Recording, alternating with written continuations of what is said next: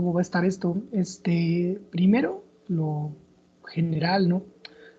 La idea de subir la práctica desde el fin de semana y habilitarla para que ya el lunes esté listo tanto el examen como la tarea que tienen que subir con esas capturas de pantalla que les voy a pedir, es que vamos a estarla haciendo o van a estar ustedes haciendo la experiencia en el horario que mejor les convenga, porque yo entiendo que como ahorita estamos todavía en esta situación rara de que ustedes ya tienen que estar yendo al TEC, pero esta materia se siguió en el modo virtual, pues para todos ha sido un descontrol y hasta cierto punto un problema, ¿eh? Pero bueno, yo entiendo que pues ustedes van a buscar el mejor horario que más les convenga, siempre y cuando esté dentro del lunes, desde las 7 de la mañana, que es cuando va a estar habilitado, hasta el viernes a las 11:59 de la noche, que es cuando va a cerrar. Y entonces, pues bueno, voy a dejar grabado este video, lo van a poder ya ver ustedes, lo van a poder ver pues, los dos canales del Laboratorio de Ingeniería Electrónica y pues ya van a poder hacer la práctica cuando más les convenga. Esta semana nos toca revisar la práctica número 3. Déjenme les comparto la ventana. Y la práctica número 3 habla acerca de las radiaciones electromagnéticas y la espectroscopía. Recapitulando nada más un poquito a modo de introducción, hay que recordar que el estudio de la química comenzó con observaciones de lo que pasaba en la naturaleza. Y lo que la gente comenzó a darse cuenta es que nosotros podemos percibir los colores como una forma de la radiación, que nuestro cerebro va a captar esas ondas electromagnéticas que van a tener una longitud de onda establecida y que nuestro cerebro se va a encargar de traducir esa información que nuestros ojos captan a través de receptores muy específicos, sobre todo formados por proteínas y por una sustancia que se llama rodopsina, lo va a transformar en las imágenes que nosotros podemos captar y podemos percibir junto con los colores, que radiaciones electromagnéticas van a incidir sobre los objetos y que ese objeto, dependiendo de las propiedades que tenga, va a absorber cierta cantidad de radiación y la que no pueda absorber la va a reflejar. Y esa radiación que los objetos no absorben, sino que reflejan, es lo que nosotros percibimos como color. Cuando se estaba tratando de establecer una definición acerca de qué eran los colores, había por ahí un montón de cosas filosóficas que hablaban de que el color era una sensación, que era un estado de ánimo, pero cuando se avanzó en el estudio de la física y más en particular de la física de partículas que después dio origen a la química moderna, vamos a encontrarnos con que el color se percibe como una radiación electromagnética que los objetos no son capaces de absorber y por lo tanto la van a reflejar y nuestros ojos la van a captar en forma de ese color de la longitud de onda del espectro visible que nosotros vamos a poder captar. Vamos a tener de manera general en el estudio de la química y del análisis instrumental tres tipos de radiaciones que van a ser las fundamentales. Vamos a tener espectro de ultravioleta, espectro de infrarrojo y espectro visible. Después de eso también vamos a tener rayos X, vamos a tener microondas, vamos a tener señales de radio, pero para lo que se conoce en el estudio, bueno, aquí tenemos de hecho un pequeño diagrama, déjenme ver si lo puedo poner un poco más grande. Se ve igual de feo. Sí, se ve igual. Bueno, vamos a tener nosotros una pequeña parte del espectro que es de luz visible que nuestros ojos pueden captar. Todo lo que se salga de ahí nosotros no lo podemos ya detectar con nuestros simples sentidos, pero sí se puede hacer a través de algunos instrumentos específicos. Inclusive nosotros hemos podido llegar a generar este tipo de radiación y aprovecharla de forma tecnológica. Para el caso de la radiación ultravioleta, pues es prácticamente calor. Se asocia mucho con las radiaciones solares. Sabemos que bueno, la capa de ozono cada vez está más dañada, puede amortiguar cierto tipo de radiación ultravioleta, pero no toda, y entonces se nos recomienda a nosotros que nos protejamos de esta radiación. Los rayos X se utilizan sobre todo para tomar radiografías, para poder observar los huesos o para poder observar cierto tipo de densidades dentro de nuestro cuerpo. Y hacia arriba vamos a tener al infrarrojo, que pues es prácticamente nada más calor. Vamos a tener microondas y vamos a tener otras señales, sobre todo las de radio, que van a tener longitudes de onda ya muy, muy grandes que pueden llegar a ser hasta kilómetros. Pero dentro de este pequeño espacio de luz visible es lo que nosotros podemos captar y es lo que nosotros podemos apreciar de los distintos elementos que vamos a tener. Y entonces una práctica muy común era contar con un compuesto, aplicarle energía y ver qué tipo de energía se desprendía de esta. cuando se comenzaron a describir los primeros compuestos y los primeros elementos, pues nada más eran observaciones a simple vista y lo que nosotros podíamos captar. ¿Y qué es lo que podemos ver nosotros aquí? Pues que diferentes compuestos van a tener flamas de diferentes colores, algunas muy llamativas, pero que nos pueden comenzar a ayudar para ir clasificando estos elementos y poder establecer relaciones entre familias y entre grupos muy cercanos. Obviamente, compuestos con elementos de grupos muy cercanos o de grupos similares van a tener flamas similares y elementos de grupos distintos pues van a tener flamas distintas. Por ejemplo, en el extremo que estoy señalando aquí, en el extremo derecho, tenemos cloruro de estroncio y tenemos cloruro de litio.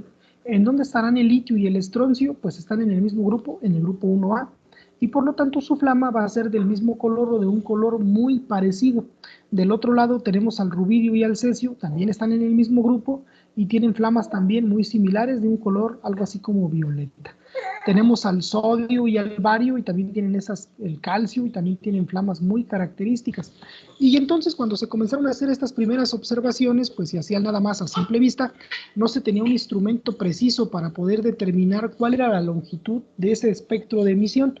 Hoy en día ya se cuenta con equipo específico, ya se cuenta con instrumentos especiales para poder determinar esas pequeñas variaciones y para poder volver esa detección de los diferentes elementos en algo sumamente eficaz a la hora de determinar la pureza de un reactivo, su grado de conservación, y pues por ahí vamos a tener bastantes más aplicaciones.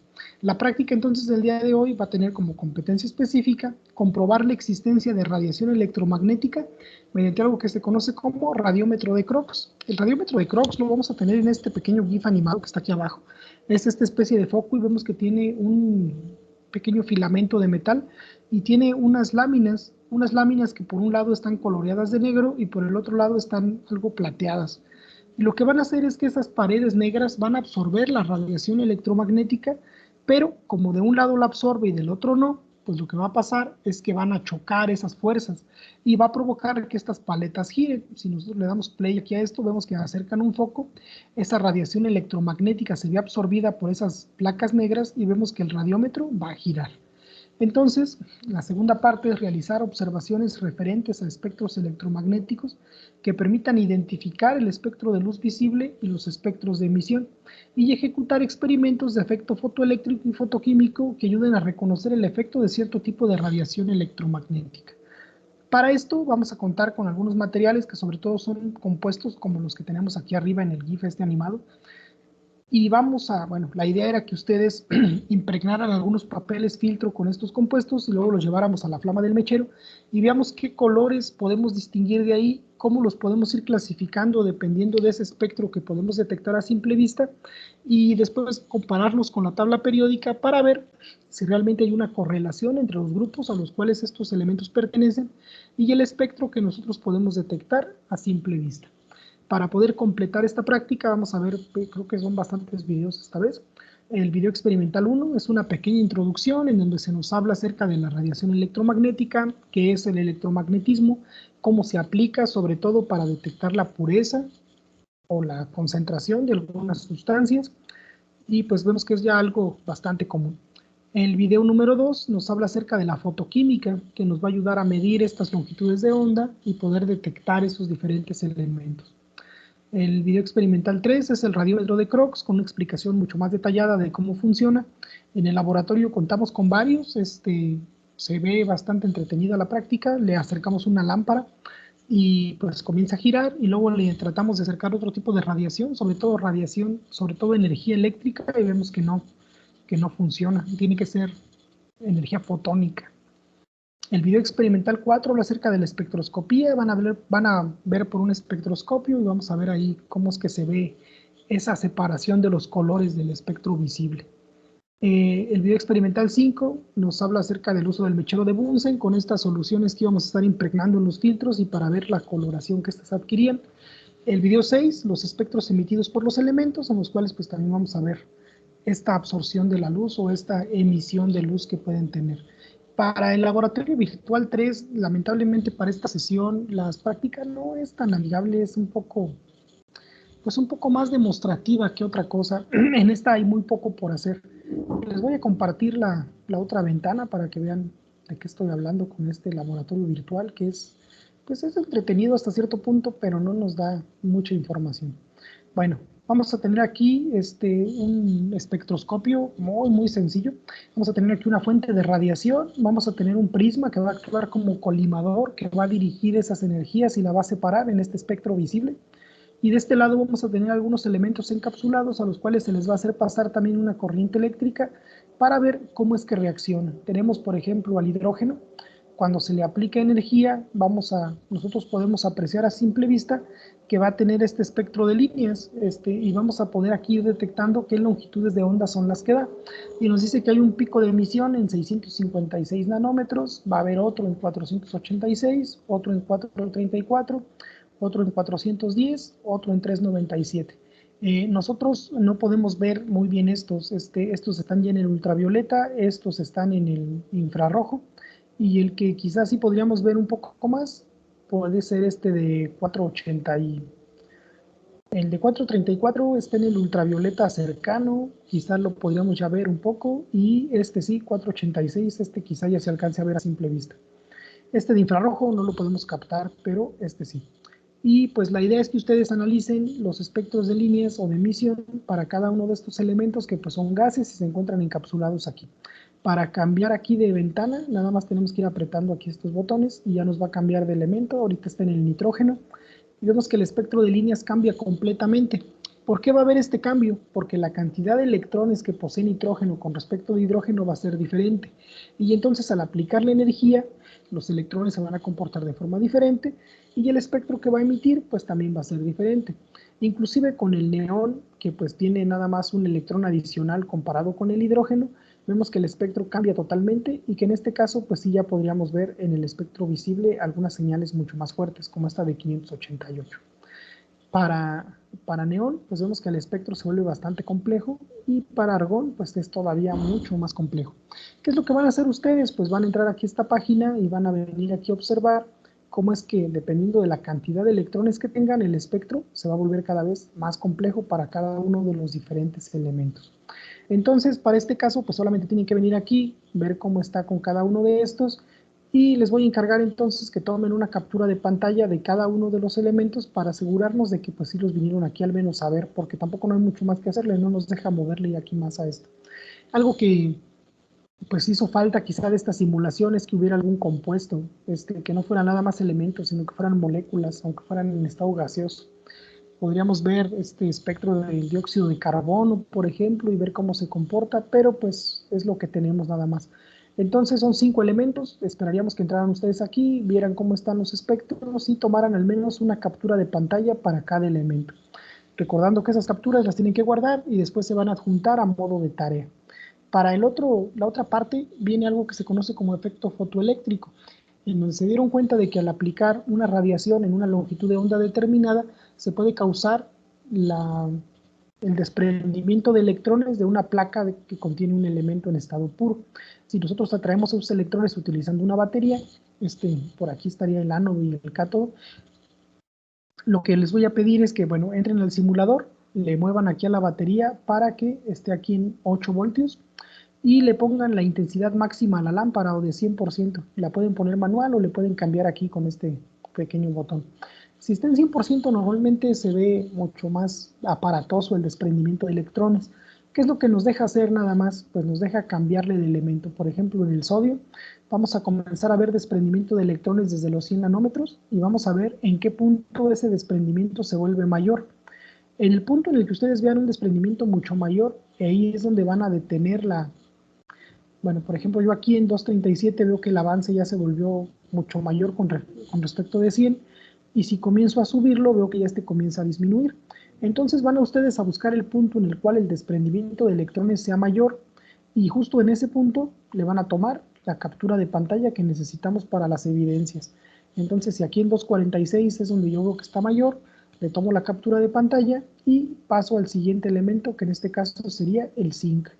Y con el zinc voy a hacer algo similar, teniendo mi batería en 8 voltios, mi lámpara con una intensidad del 100%, voy a comenzar aquí a buscar cuál es la longitud de onda a la cual veo el desprendimiento mayor de electrones.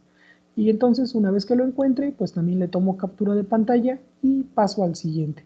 Después tengo cobre, tengo platino, tengo calcio y tengo un elemento que no conozco su nombre, pero que puedo ir detectando aquí el desprendimiento también de sus electrones. Igual cuando lo encuentren, también le toman la captura de pantalla y pues de aquí van a tener 1, 2, 3, 4, 5, 6 capturas de pantalla y de este van a tener 5. Cada una de esas hay que ponerlas en un documento y luego guardarlo como PDF y es lo que se va a adjuntar en el espacio correspondiente de la tarea de esta semana. Una vez entonces que ya hayan venido aquí a ver la parte del efecto fotoeléctrico y de la espectroscopía, van a tener esas capturas, van a juntarlas como tarea y van a regresar a la sesión de laboratorio virtual para hacer el cuestionario de la semana que ya está habilitado desde el día de ayer. Entonces, pues nada más tienen que darle clic aquí en este enlace y ya está disponible el cuestionario de esta semana. Hay que recordar, se supone que estamos trabajando de forma sincrónica y que ustedes tienen toda la semana para hacer esta práctica virtual. Entonces, pues les encargo mucho, tienen ya desde ahorita que ya tengan esta grabación disponible en donde se dé la explicación de qué es lo que necesitan hacer, hasta el día viernes a las 11:59 de la noche, que es cuando cierra la sesión. Así que, bueno, si hay alguna duda, alguna pregunta, la voy a atender ya fuera de la grabación para poder guardar esta y que los compañeros de sistemas también la puedan ver.